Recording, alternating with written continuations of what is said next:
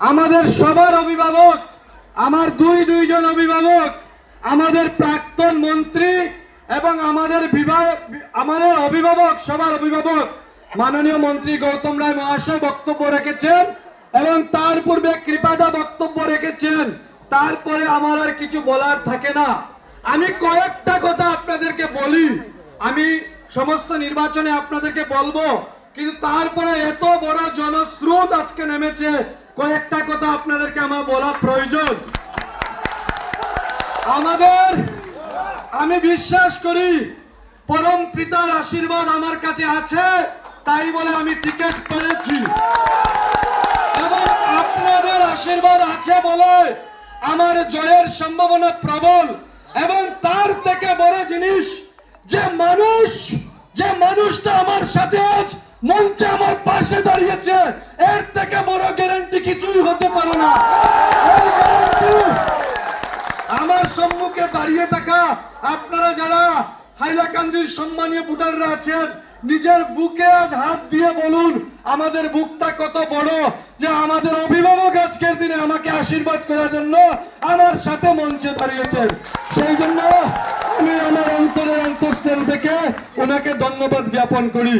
বন্ধুগণ, মাননীয় মুখ্যমন্ত্রী এই বিধানসভার প্রার্থী হিসাবে আমাকে দায়িত্ব দিয়েছেন, কিন্তু আমি বিধায়ক নয়, আমি প্রার্থী নয়, আমি আপনাদের ঘরের ছেলে হয়ে যারা ছোট তাদের বড় ভাই, যারা আমার সমবয়সী তাদের বন্ধু এবং যারা বড় তাদের ভাই ভাতিজা হিসাবে, একজন ঘরের ছেলে হিসাবে আগামী 5 বছর আপনাদের জন্য 24 ঘন্টা কর্মরত থাকবো।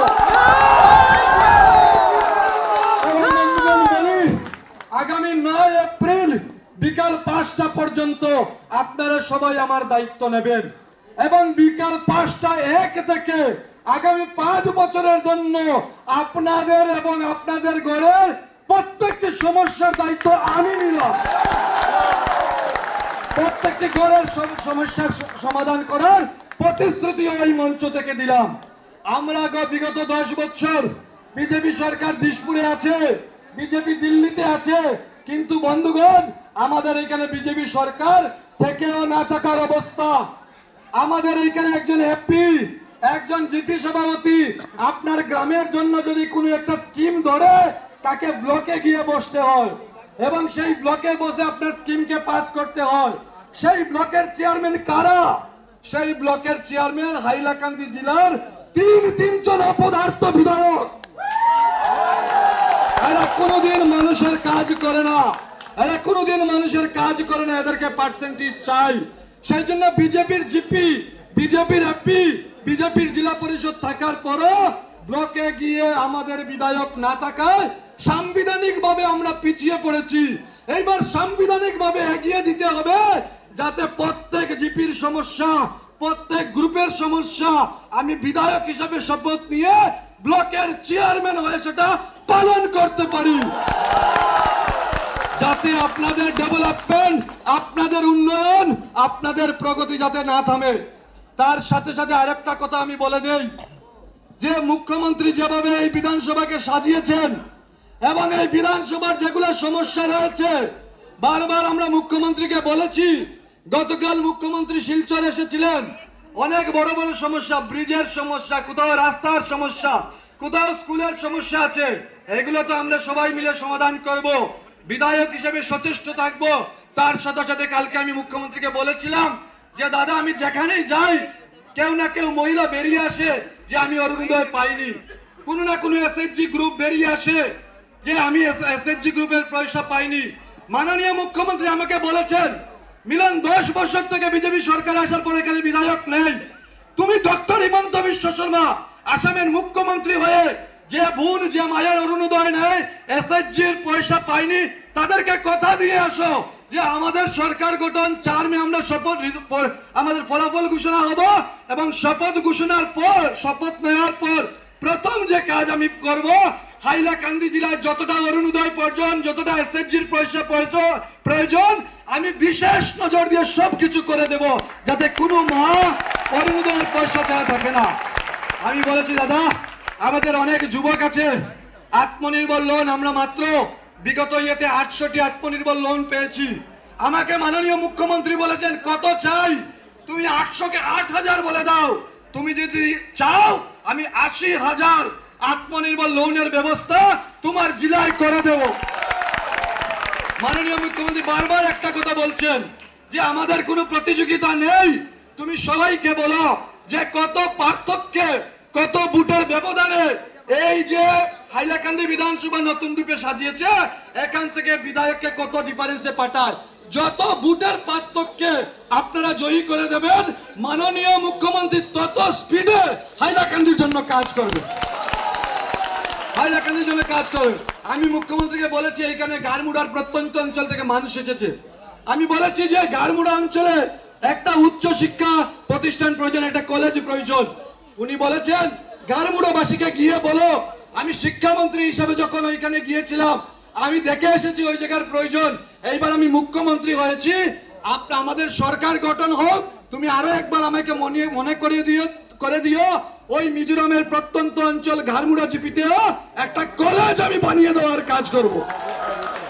আমি বলেছি দাদা, অনেকেই জিজ্ঞাসা করে যে মেডিকেল কলেজের শিলান্যাস কবে হবে।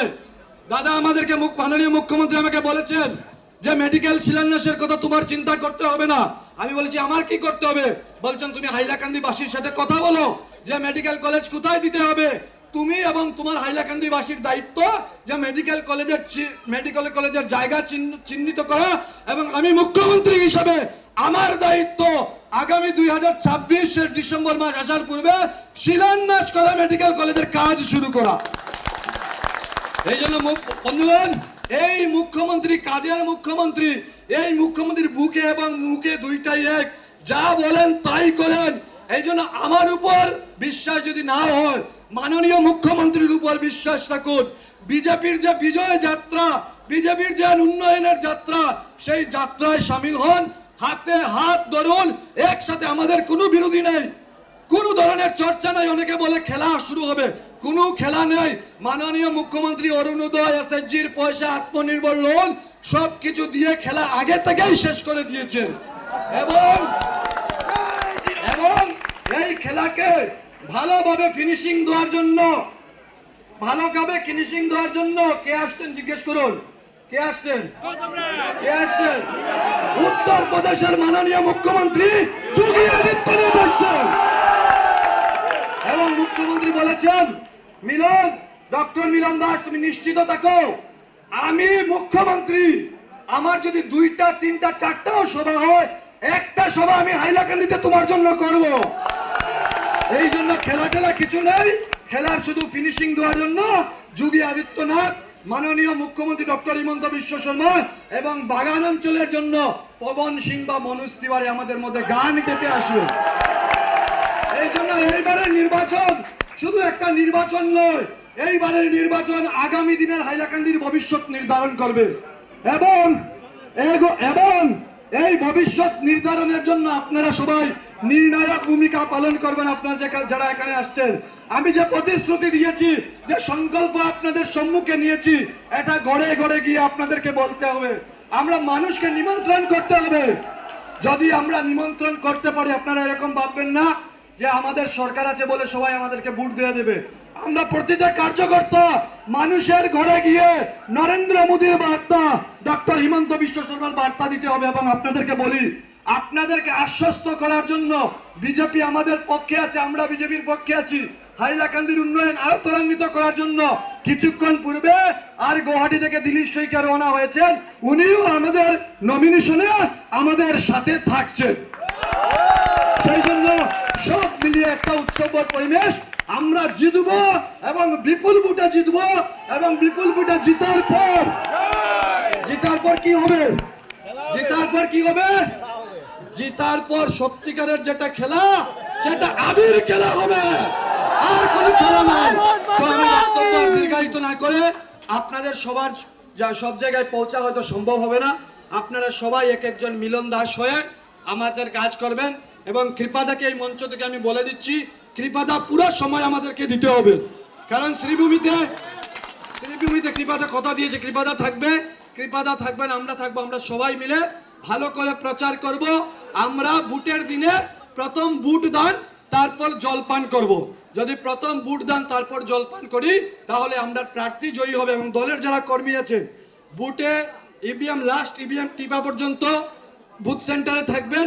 ইভিএম বাস্ক বন্ধ হয়ে ফর্ম সি সিগনেচার করে বাস্ক গাড়িতে উঠিয়ে তারপর আপনারা কেন্দ্র ছাড়বেন। তার আগে কেউ কেন্দ্র ছাড়বেন না, তার আগে কেউ কেন্দ্র ছাড়বেন না।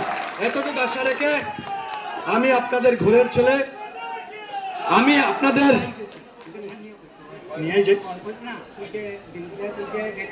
ওকে তো দিলীপ দাও এসে পৌঁছেছেন আমাদের মধ্যে। তো আমি শুধু একটা কথা বলি, আমি আপনাদের ঘরের ছেলে হয়ে কাজ করব। আপনারা আমাকে গালি দেবেন, আমি ভুল করলে আমাকে মারতেও পারবেন, কান টানতেও পারবেন, কোনো অসুবিধা নেই। আমাকে যদি গালি দিতে ভয় হয় হোয়াটসঅ্যাপে মেসেজে গালি দেবেন, আমি কোনো আপনার ঘরে পুলিশ পাঠাবো না, নিশ্চিতভাবে আপনার ঘরে পুলিশ যাবে না। কারণ আমি মাটির সাথে রাজনীতি করা মানুষ, আমি মানুষকে ভালোবাসি, মানুষের সাথে থাকতে ভালোবাসি। যার জন্য গত বছর আমি যখন নির্বাচন খেলেছিলাম আমি এখানে হেরে গিয়েছিলাম, তারপরেও 47,000 মানুষ আমাকে ভোট দিয়েছে। 47,000 মানুষের পাশে গত 5 বছর আমি থেকেছি, প্রত্যেকটা সময় আপনাদের পাশে থেকেছি। যদি হেরে আপনাদের পাশে থাকি তাহলে জয়ী হওয়ার পর আপনাদের পাশে কিভাবে থাকবো আপনারা অনুমান করতে পারেন। এবং বলি আমাদের জেলায় 30টা আমাদের বিধানসভায় 30টা জিপি রয়েছে। আমি জয়ী হওয়ার পর প্রত্যেকটা জিপিতে এক রাত্র থাকবো আপনাদের সাথে, আপনাদের সমস্যা বোঝার চেষ্টা করব। এই বলে আমি আর বক্তব্য দীর্ঘায়িত না করে একদম শৃঙ্খলাবদ্ধভাবে আমরা আজকে এগিয়ে যাব।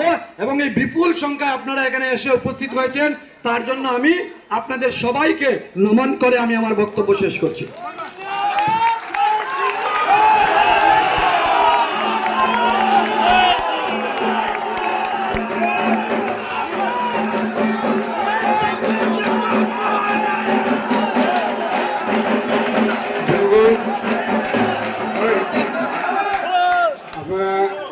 অনেক কষ্ট করে আপনারা আইসেন, ভালো লাগছে। খাদ্য ছাড়া মানুষের দেখে আমার খুব ভালো লাগছে। আপনারা এক সাইডের মধ্যে আমার শরীর ভালো থাকলে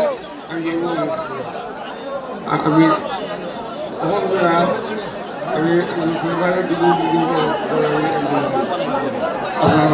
নমস্কার, ধন্যবাদ। আর কাকু ওষুধ খেতে হবে, কাকু ঘরে যাচ্ছে, কিন্তু কাকু কথা দিয়েছেন যে কয়টা জনসভা হবে, বড় বড় জনসভা, সব কয়টা জনসভায় উনি মঞ্চে আমার সাথে থাকবেন।